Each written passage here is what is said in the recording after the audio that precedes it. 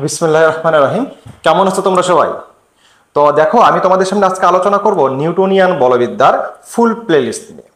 তো দেখো, আমাদের এই নিউটনিয়ান বলবিদ্যা অধ্যায়টা অনেক অনেক ইম্পর্টেন্ট। এখান থেকে তোমার বুয়েট বলো, তোমার ইউনিভার্সিটি বলো, মেডিকেল বলো, প্রত্যেকটা প্রতিযোগিতামূলক পরীক্ষায় এমসিকিউ আসে, তোমার লিখিত আসে, এবং তোমাদের একাডেমিতে মানে বলার প্রয়োজনই নাই, একাডেমিতে মাস্ট বি একটা কোশ্চেন এখান থেকে থাকে।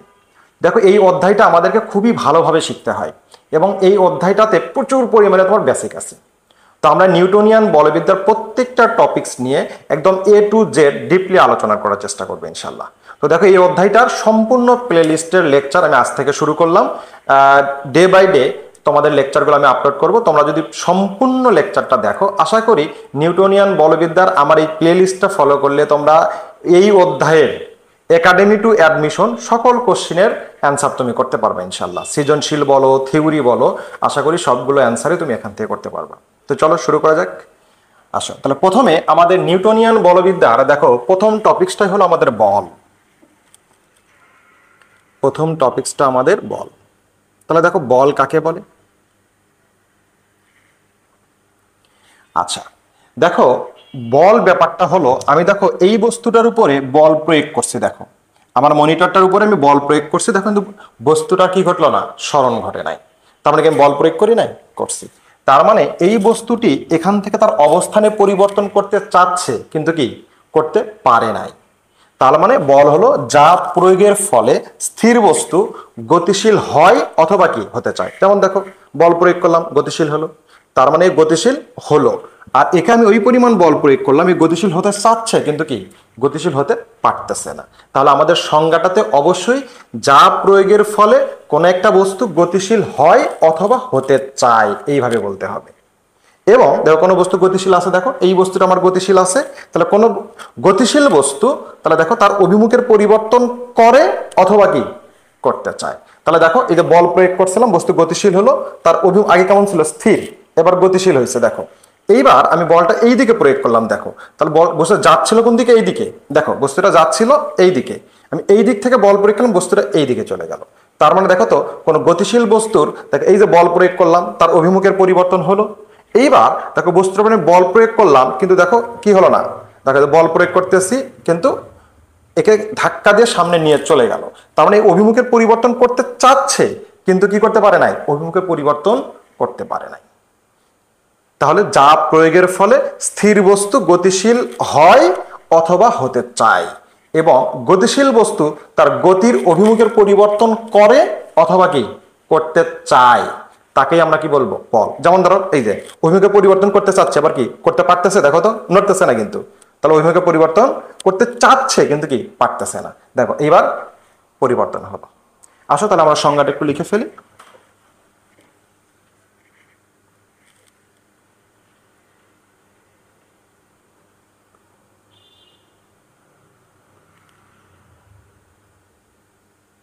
যা প্রয়োগের ফলে স্থির বস্তু গতিশীল হয় অথবা হতে চায়।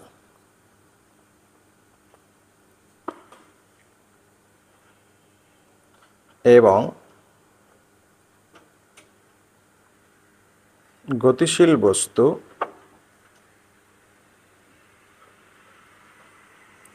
তার অভিমুখের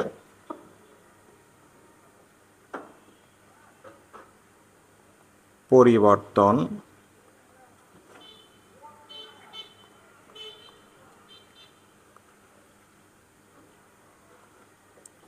করে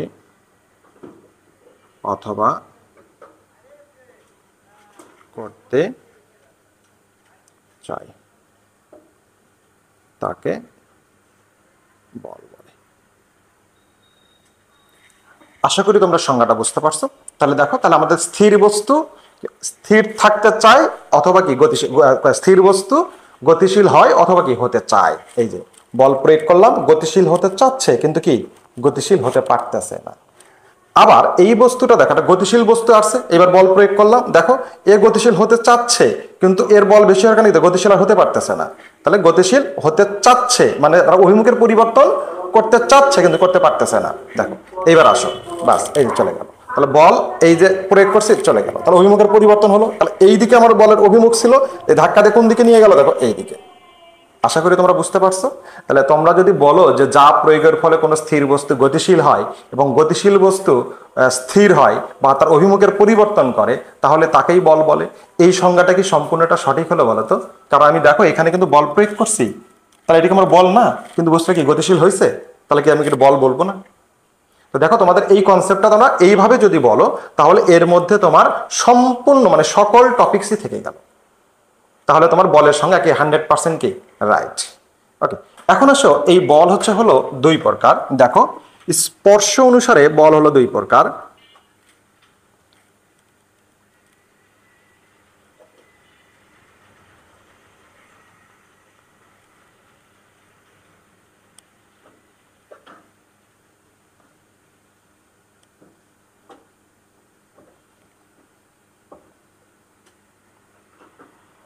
দেখো এক নাম্বার হলো স্পর্শ বল,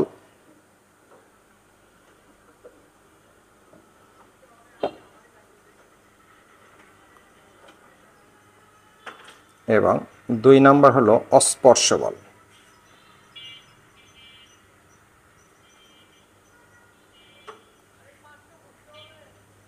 আচ্ছা,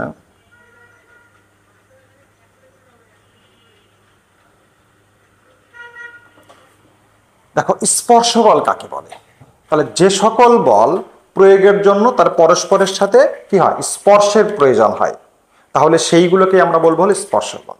তাহলে যে বল প্রয়োগের জন্য দুটা বস্তুকে পরস্পরের সহিত স্পর্শের প্রয়োজন হয় তাকে স্পর্শ বল বলে। ওকে, যেমন দেখো প্রযুক্ত বল, ঘাত বল। তো প্রযুক্ত বল দেখো আমি এই বস্তুটার উপরে কি পরিমাণ বল প্রয়োগ করব, যদি আমি কি স্পর্শ না করি দেখো তো কোনোভাবে প্রয়োগ করা যাবে?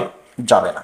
তাহলে এটাকে স্পর্শ বল। তাহলে কি এই প্রযুক্ত বলের ক্ষেত্রে আমাদের দেখো একে স্পর্শ করার প্রয়োজন হচ্ছে।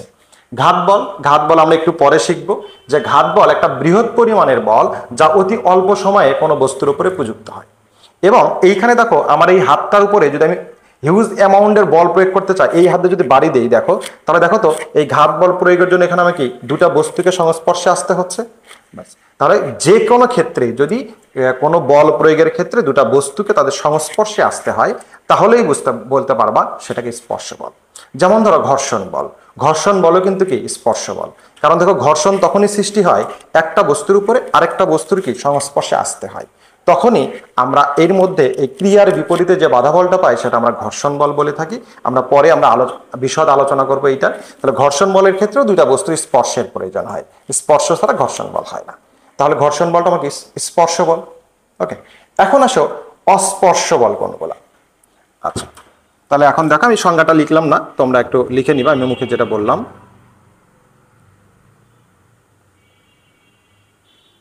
আচ্ছা, তাহলে অস্পর্শ বল, তাহলে যে সকল বল প্রয়োগের ক্ষেত্রে স্পর্শের প্রয়োজন হয় না, তাহলে সেই বলগুলোকে আমরা কি বলি বলতো? অস্পর্শ বল। তাহলে আমরা দেখো প্র্যাকটিক্যালি একটা জিনিস দেখি আমরা। দেখো আমি অনেক হালকা, দেখো এই স্ট্রটার ভর অনেক হালকা, দেখো এই স্ট্রটার ভর অনেক হালকা, কিন্তু দেখো আমার এই পেনটার ভর কিন্তু কি এর থেকে বেশি। আচ্ছা, তাহলে দেখো তো দেখো আমি কি এখানে বল প্রয়োগ করছিলাম? দেখো তো আমি কিন্তু এখানে বল প্রয়োগ করি নাই, ভালো করে খেয়াল করে দেখো। দেখো আমার এই যে স্ট্রটা দেখো মোটামুটি স্থির আছে কিনা, দেখো খেয়াল করো। বাস, তাহলে দেখো আমি বল প্রয়োগ করছি এখানে, দেখো তো দেখো দেখো আমি কিন্তু এখানে বল প্রয়োগ করি না, ভালো করে খেয়াল করে দেখবা। দেখো আমার হাত বাজে পড়ছে আর কি। আচ্ছা, তাহলে এখন দেখো এই যে এই বলটাকে আমরা কি বলতেছি? অস্পর্শ বল। আচ্ছা, তাহলে এই বলটা আসলে কি বল? এখানে দুটা বল কাজ করতেছে। একটা দেখো কুলম্ব ফোর্স কাজ করে, যেটাকে আমরা তড়িৎ বল বলে থাকি। তাহলে তড়িৎ বলের ক্ষেত্রে কোনো আকর্ষণ বলের প্রয়োজন হয় না। যদি দুটা সমধর্মী চার্জ হয় তাহলে পরস্পর পরস্পরকে বিকর্ষণ করে, আর বিপরীতধর্মী চার্জ হলে তারা পরস্পর পরস্পরকে আকর্ষণ করে। এবং যেহেতু এই দুটা বস্তু আলাদা দুটা বস্তু, তাহলে এই দুটা বস্তুর মধ্যে কি থাকবে? মহাকর্ষ বল থাকবে। আশা করি বুঝতে পারছো। তাহলে মহাকর্ষ বল শুধুমাত্র কি আকর্ষণধর্মী বল, আর তড়িৎ বল আকর্ষণ অথবা বিকর্ষণ দুটাই করে থাকে। আচ্ছা, তাহলে এইখানে যেহেতু এই স্ট্রটা, এই কলমটা দেখো এর সাথে সাথে কি ঘুরতেছিল, তার মানে এইখানে এর যে তড়িৎ বল, যদি আমি তো আর জানি না এই দুটো সমধর্মী নাকি বিপরীতধর্মী, তাহলে যদি সমধর্মী হয় তাহলে এ কে বিকর্ষণ করতে সরে যাওয়ার কথা ছিল, কিন্তু তারপরেও এ কিন্তু সামনের দিকে এইভাবে আগাচ্ছে। কারণ কি, এর মহাকর্ষ বল মানে এর ভরের তুলনায় এই কলমটার ভর অনেক বেশি, যার কারণে এর যে তড়িৎ বল যেটা ছিল তার থেকে আমার মহাকর্ষ বলটা কি বেশি হওয়ার কারণে এই যে এইদিকে আকর্ষণ করতেছিল। তাহলে আমরা এখন এখানে যেহেতু চার্জের বিষয়টা আমরা জানি না, তাহলে দুটা বস্তুর ভরের কথা যদি আমরা চিন্তা করি, তাহলে দুটা ভিন্ন ভরের বস্তু পরস্পরকে কি করে, আকর্ষণ করে। এবং এই আকর্ষণ বলের জন্য এদের মধ্যবর্তী কোনো বল প্রয়োগ মানে স্পর্শের কোনো প্রয়োজন হয় না। দেখতে পারলা তো যে স্পর্শের কোনো প্রয়োজন হয় নাই। তাহলে আমরা এই বলটাকে বলবো হচ্ছে হলো কি, অস্পর্শ বল। তাহলে এখন আসি আমরা দেখো, তাহলে দেখো তড়িৎ বল এবং মহাকর্ষ বল, অভিকর্ষ বল এবং চুম্বক বল, এইগুলো হচ্ছে হলো কি অস্পর্শ বল। দেখো দুটা চৌম্বকের আকর্ষণ বা বিকর্ষণের জন্য কিন্তু কিসের প্রয়োজন হয় না, স্পর্শের প্রয়োজন হয় না। যদি বিপরীতধর্মী তোমার হচ্ছে হলো একটা উত্তর মেরু একটা যদি দক্ষিণ মেরু হয় তাহলে পরস্পরকে আকর্ষণ করবে, আর যদি সমমেরু হয় তাহলে পরস্পরকে বিকর্ষণ করবে। এখানে কোনো স্পর্শের প্রয়োজন হয় না। আশা করি বুঝতে পারছো। এখন আসো, বলের গঠন অনুসারে বল আবার দুই প্রকার, একটা মৌলিক বল আর একটা হলো যৌগিক বল। তো আমাদের বইতে আসলে মৌলিক বল ব্যতীত যা কিছু আছে সবগুলোই হলো কি যৌগিক বল। তো আমাদের বইয়ে মৌলিক বল কয় প্রকার বলা আছে বলো তো, 4 প্রকার। তাহলে এই 4 প্রকারের বাহিরে আমরা যে বলগুলো পাবো এইগুলো হলো আমাদের যৌগিক বল।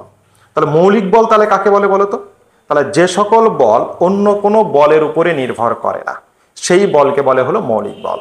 আর যৌগিক বল যে সকল বলগুলো মৌলিক বলের উপরে নির্ভরশীল তাদেরকে আমরা কি বলবো, যৌগিক বল। আশা করি বুঝতে পারছো। তাহলে গঠন বিবেচনায় হচ্ছে হলো বল হচ্ছে দুই প্রকার, সেটা হলো মৌলিক এবং হলো কি যৌগিক। আর স্পর্শের বিবেচনায় আমাদের দুই বলে, স্পর্শ বল, অস্পর্শ বল। আশা করি তোমরা বুঝতে পারছো। তাহলে এখন আমরা চলে যাব দেখো বলের বিভিন্ন এককে। মৌলিক বলটাকে নিয়ে আমরা আগামী লেকচারে আলোচনা করব। এই মৌলিক 4টা বল নিয়ে অনেক কিছু শেখার আছে। তো আমরা যেহেতু আজকে বল শুরু করছি, তাহলে এখন আসবো আমরা দেখো বলের বিভিন্ন একক হয়ে থাকে, সিজিএস, এমকেএস অথবা এসআই এবং এফপিএস। ওকে, তো এখন আসো আমরা এই বলের কনভার্জেশন গুলো শিখবো। খুবই খুবই খুবই ইম্পর্টেন্ট। এটা ম্যাথের ক্ষেত্রে গিয়ে তোমাদের এই বলে একটু চেঞ্জ করে দেয় আর তোমরা ম্যাথ করতে পারো না, শুধু এককটা জানা না থাকার কারণে। আচ্ছা, তাহলে মৌলিক আর যৌগিক বল নিয়ে আমরা আলোচনা করলাম না। তো এখন আসো বলের একক সমূহ। দেখো বলের বিভিন্ন একক।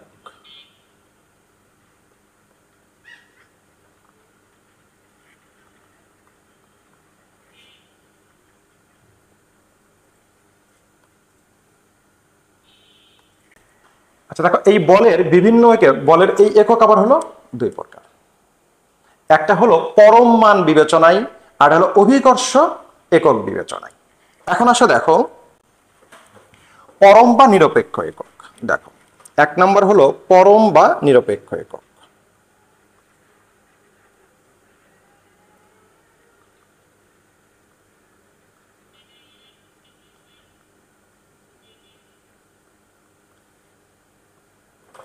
আচ্ছা, তাহলে প্রথমটাই দেখো আমাদের সিজিএস একক।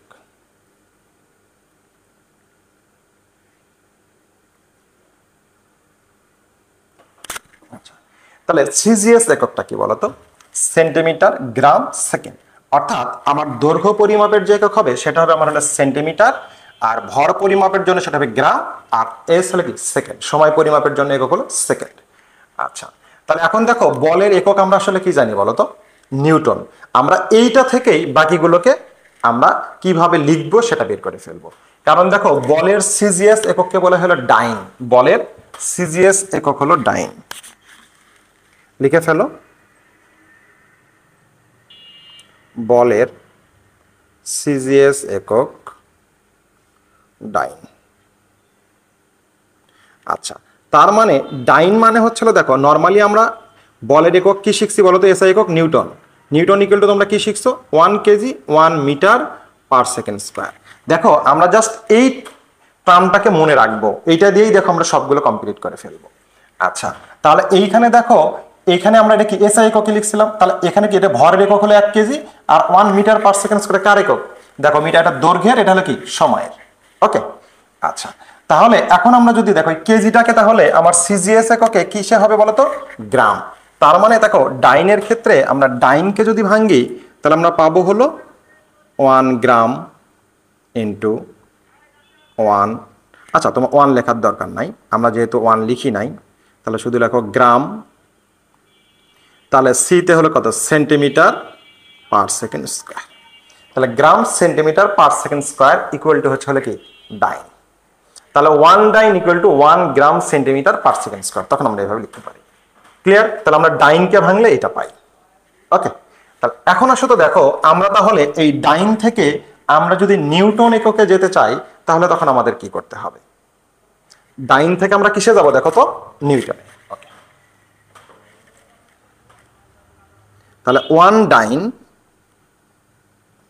Equal to 1 gram সেন্টিমিটার/সেকেন্ড square. ওকে, আচ্ছা, আমি যদি নিউটনে যেতে চাই তাহলে আমার ভরটাকে কেজিতে নিয়ে যেতে হবে এবং দৈর্ঘ্যকে মিটারে, সময় তো সেকেন্ড সেকেন্ডে থাকবে। আচ্ছা, তাহলে এখন দেখো আমরা গ্রামকে কেজিতে নিয়ে যাব। তাহলে গ্রামকে যদি আমরা কেজিতে নিয়ে যাই তাহলে কত দিয়ে ভাগ বলো তো? 1000 দিয়ে ভাগ। তাহলে দেখো তো কেজি। ওকে, এখন সেন্টিমিটারকে আমরা মিটারে নিয়ে যাব, তাহলে কত দিয়ে ভাগ? 100 metre per second square per second, এটা কোনো চেঞ্জ নাই। বাস, তাহলে 1/10⁵ কেজি মিটার/সেকেন্ড স্কয়ার, তাহলে ইকুয়াল টু 10⁻⁻5 নিউটন। তাহলে 1 ডাইন ইকুয়াল টু হলো 10⁻⁻5 নিউটন। তাহলে আশা করি যখন তোমাদের ডাইন এককে কোনো বলের মান দেওয়া থাকবে তখন সেটাকে তোমরা খুব সহজে এখন নিউটন এককে কনভার্ট করে নিতে পারবা। ওকে, আচ্ছা, দেখো তাহলে আমাদের বলের সিজিএস একক থেকে আমরা কি করলাম বলতো? এসআই এককে কনভার্ট হলাম, নিউটনে আসলাম। ওকে, তাহলে বলের সিজিএস একক যদি তোমাকে বলে তাহলে কি লিখবা? ডাইন। আচ্ছা, এইবার আসো বলের এসআই একক, এটা নরমালি আমরা শিখে ফেলছি।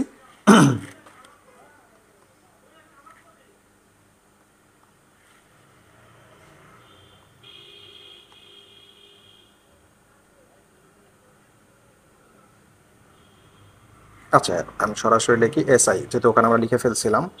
তাহলে 2 নাম্বার হলো বলের এসআই একক।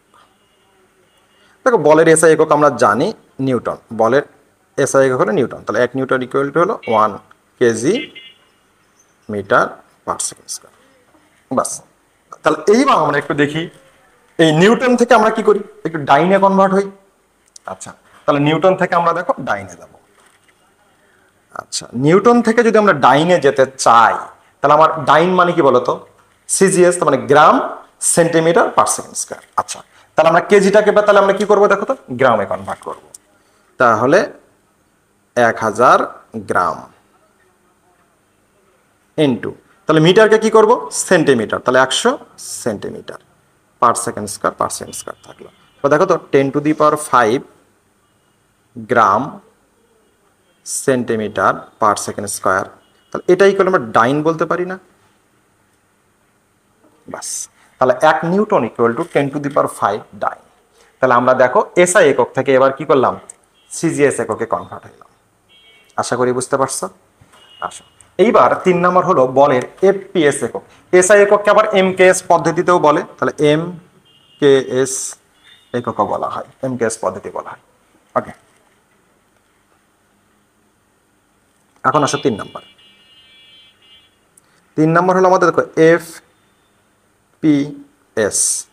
আচ্ছা, বলের এফপিএস একক লেখো একটু, বলের এফপিএস একক। আচ্ছা, তাহলে এখন দেখো এফপিএস মানে হলো ফুট, তোমার পাউন্ড এবং হলো কি সেকেন্ড। ফুট, পাউন্ড এবং হলো সেকেন্ড। আচ্ছা, এখন এসে আমরা দেখো তাহলে বলের এটা হবে আমরা এফপিএস একক হবে হলো পাউন্ডাল, POUN। বলের একটু লিখে ফেলো, বলের এফপিএস একক হলো পাউন্ডাল। তাহলে পাউন্ডালকে ভাঙলে পাওয়া যায় পাউন্ড ইন্টু হলো এফ ফিট ইন্টু হলো সেকেন্ড। তাহলে তাহলে পাউন্ড, এই পাউন্ডকে আবার এলবি দিয়ে লেখা হয়, পাউন্ডকে আবার এলবি দিয়ে লেখা হয়, এলবি।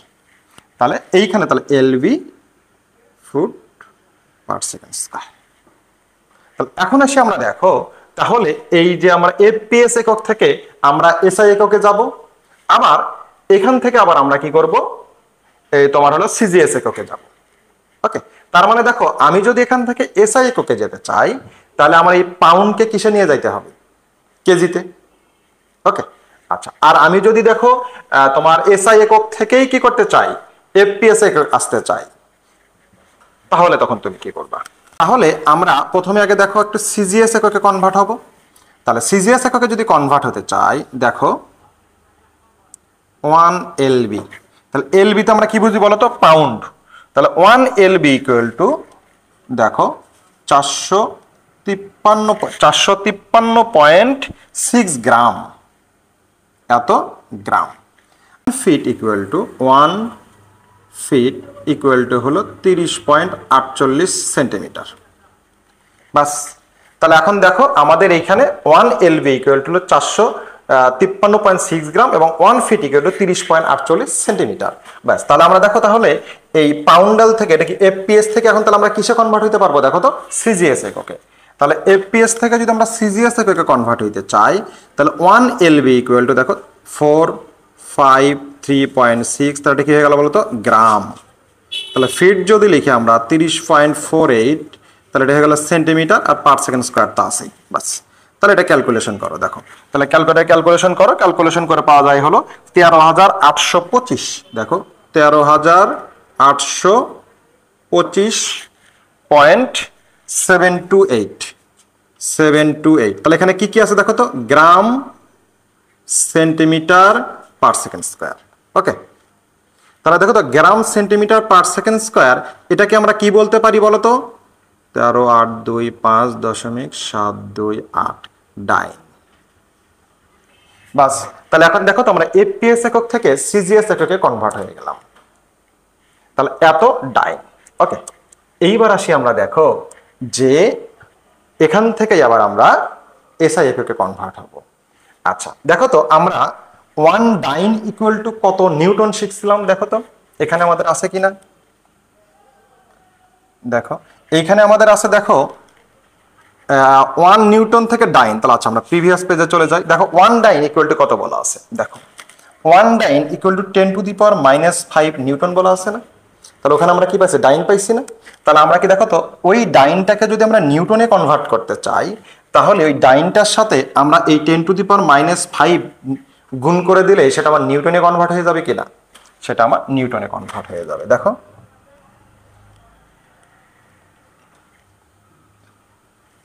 তাহলে এটা যদি আমরা নিউটনে কনভার্ট করতে চাই, তাহলে আমাদের দেখো 1325.728 ইন্টু হলো 10⁻⁻5, এটা কি হয়ে গেল, নিউটন। ক্লিয়ার? আচ্ছা, 10⁻⁻5 শব্দের অর্থ হলো একে 10⁵ দিয়ে ভাগ, বিষয় কি কিনা দেখো তো, 13,825.728 এত নিউটন। বাস, তাহলে এখন দেখো আমার মান কি দাঁড়ায়, তাহলে এইখানে তাহলে কি 10⁵ দিয়ে ভাগ মানে কি 1 2 3 4 5, তাহলে এইখানে হলো আমাদের দশমিক 0.13825.728 নিউটন, এত নিউটন। আশা করি তোমরা বুঝতে পারছো। তো এইভাবে আমরা আসলে এই এককের কনভার্জেশন গুলো শিখব, কারণ এইটা দেখ বিশেষ করে তোমাদের ইঞ্জিনিয়ারিং যে পরীক্ষাগুলো হয় দেখবা সব অঙ্ক তুমি পারো, কিন্তু এই যে এককটাকে একটু খালি প্যাঁচ দিয়ে দিবে, এই এককটার কনভার্জেশনটা তুমি ভালোভাবে না পারার কারণে ওই ম্যাথগুলো আর পারবা না। ওকে, আসো এখন আসো তোমাদের বলের অভিকর্ষ একক একটা আছে, এখন আসে আমরা বলের অভিকর্ষ এককে চলে যাব।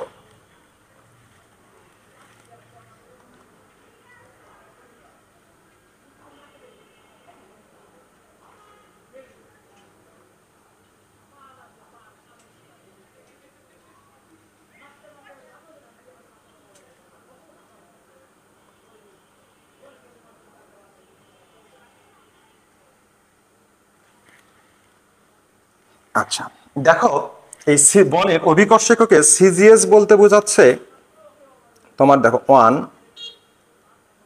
সেন্টিমিটার গ্রাম, তাহলে গ্রাম ওয়েট। আচ্ছা, এই যে এটাকে বলে হলো বলের অভিকর্ষ একক। অভিকর্ষ মানে হলো তোমার জিটাকে শুধু এখানে ওয়েটটা হলে কি গুণ করে দিতে হবে, অর্থাৎ জিটাকে গুণ করতে হবে।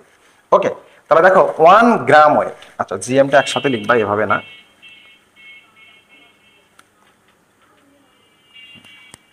আচ্ছা, গ্রাম ওয়েট।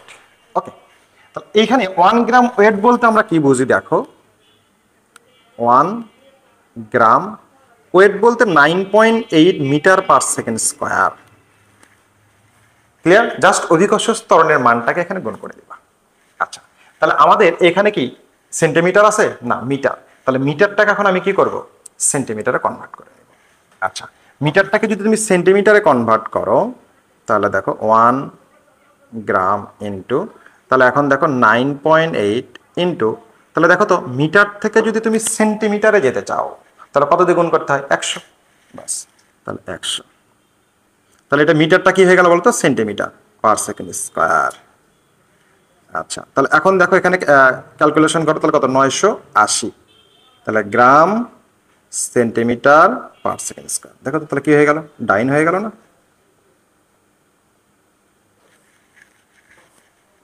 তাহলে দেখো বলের অভিকর্ষ একক যখন বলবে তখন সেটা হবে কি, গ্রাম ওয়েট। তাহলে আমরা এই গ্রাম ওয়েট পর অভিকর্ষ একক থেকে দেখো আমরা কিন্তু বলের সিজিএস এককে চলে আসলাম।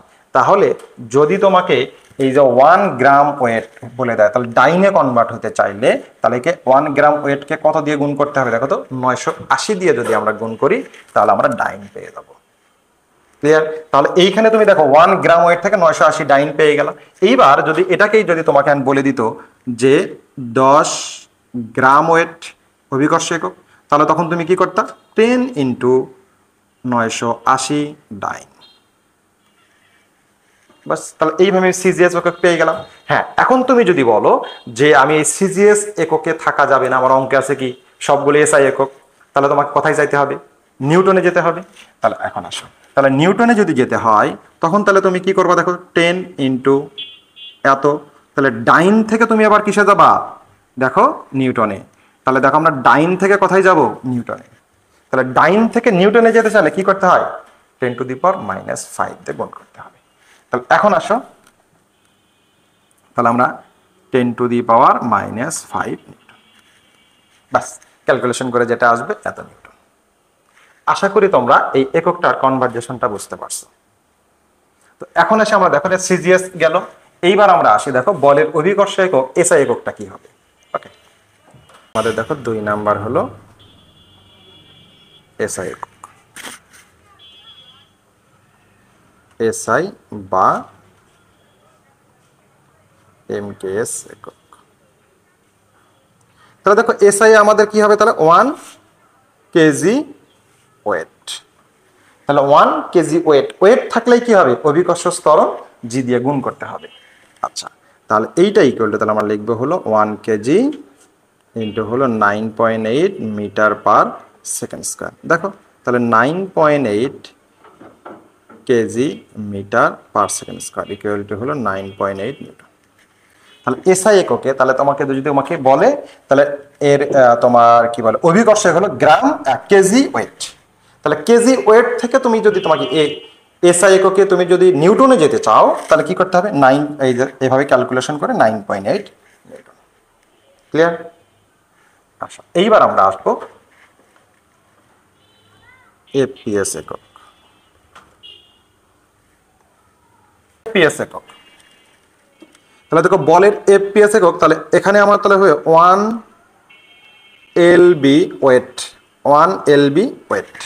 তাহলে দেখো 1 এলবি ওয়েট বলতে এখন আমরা কি বুঝবো, দেখো তাহলে আমাদের এই এলবি অর্থাৎ পাউন্ড, পাউন্ড থেকে আমরা কিসে যাব বলতো, এই এটা হলো কি দেখো তো ওয়েট মানে কি 9.8 মিটার পার সেকেন্ড স্কয়ার। আচ্ছা দেখো, তাহলে 1 এলবি লিখে রাখো ইনটু, তাহলে 9.8 মিটার পার সেকেন্ড স্কয়ার এটা, বাস। তাহলে 1 এলবি, তাহলে আমাদের মিটারটাকে কিসে নিয়ে যেতে হবে বলো তো, মিটারটাকে ফিটে কনভার্ট করতে হবে। কারণ আমাদের দেখো এই ফুট পাউন্ডাল এটার একক হলো তোমার এলবি ফুট পার সেকেন্ড স্কয়ার। এই তো বিষয়। আচ্ছা, তাহলে আমরা যদি এফপিএস এককে এটাকে নিয়ে আসতে চাই, তাহলে আমাদের দেখো মিটারকে কি করতে হবে, ফুটে কনভার্ট করতে হবে। আচ্ছা, তাহলে এখন দেখো এই যে 1 মিটার ইকুয়াল টু 3.28 ফিট। বাস, তাহলে এইখানে দেখো তাহলে 9.8 into 3.28 feet per second square. দেখো তাহলে এই টোটালটা গুণ করো, তাহলে 9.8 ইন্টু 3.28, তাহলে তোমাদের 32, দেখো 32। তাহলে কে থাকলো দেখো তো, এলভি ফুট পার সেকেন্ড স্কয়ার। তাহলে দেখো তো এটাকে আমরা পাউন্ডাল বলতে পারি না, এটা হলো আমাদের পাউন্ডাল। তাহলে দেখো 1 LB ওয়েট ইকুয়াল টু হলো এত পাউন্ডাল। তাহলে এটা আমার কিসের বলো, এফপিএস এককে কনভার্ট হয়েছে, দেখো তো। বাস, এখন তুমি চাইলে পাউন্ডাল থেকে কি করতে পারো, নিউটনে যাইতে পারো। তাহলে দেখো পাউন্ডাল থেকে যখন তুমি নিউটনে যাবা তখন তুমি কি করবা, দেখো এই দেখো পাউন্ডাল থেকে আমাদের হলো কি নিউটন। তাহলে পাউন্ডাল থেকে নিউটন, দেখো 1 পাউন্ডাল ইকুয়াল টু এত নিউটন। এটার ঘটনা হলো 1 পাউন্ডাল ইকুয়াল টু হলো 0.13825 এত নিউটন। ওকে, আচ্ছা, তাহলে এখানে আমাদের পাউন্ডাল আছে এত, তাহলে এত পাউন্ডাল ইকুয়াল টু কত নিউটন, দেখো। তাহলে এখন আসো, তাহলে এইখানে আসো, তাহলে 32 পাউন্ডাল ইকুয়াল টু কত নিউটন। বাস, এর সাথে গুণ করে দিলেই তুমি কি পেয়ে যাবা, যে এত নিউটন। আশা করি বুঝতে পারছো। এই হলো আমাদের এককের কনভার্জেশন ছিল। তো এই এককের কনভার্জেশনগুলো তোমরা, আমি দেখছি একটু ঘুরাইয়ে দিলে তোমরা আর পারো না, কিন্তু যদি তুমি এই লেকচারটা ফুল সুন্দর করে বুঝতে পারো, তাহলে এই এককের কনভার্জেশন, বলের যতগুলো কনভার্জেশন আছে তোমাকে যেভাবেই দেওয়া হোক না কেন, তুমি খুব সুন্দরভাবে তা অ্যান্সার করতে পারবে ইনশাল্লাহ। আজকের মতো আমি এ পর্যন্তই। আগামী দিন তোমাদের মৌলিক বলগুলো নিয়ে আলোচনা করব, এবং মৌলিক বলে অনেক কিছু শেখার আছে। তো আজকের মতো এ পর্যন্তই। ভালো থেকো, সুস্থ থেকো, আল্লাহ হাফেজ।